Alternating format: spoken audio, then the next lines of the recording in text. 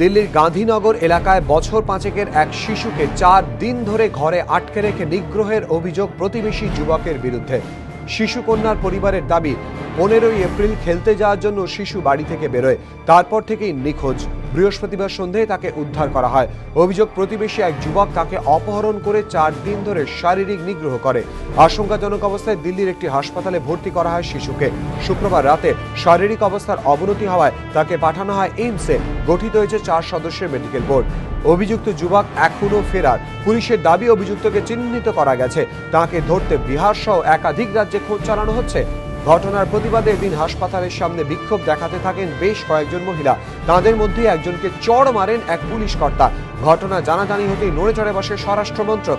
Suspend করা হয় গান্ধীনগরের station house officer ও তদন্তকারী আধিকারিককে। प्रोटेस्ट के दौरान हमारे एक दिल्ली पुलिस के एसीपी का व्यवहार उचित नहीं पाया गया और इसके चलते उनको सस्पेंड किया गया और अब दिल्ली गवर्नमेंट उनके मनोनीत अधिकारी द्वारा उनकी एक डिपार्टमेंटल इंक्वायरी की जाएगी। গোটা ঘটনায় মর্মাহত প্রধানমন্ত্রী মনমোহন সিংহ।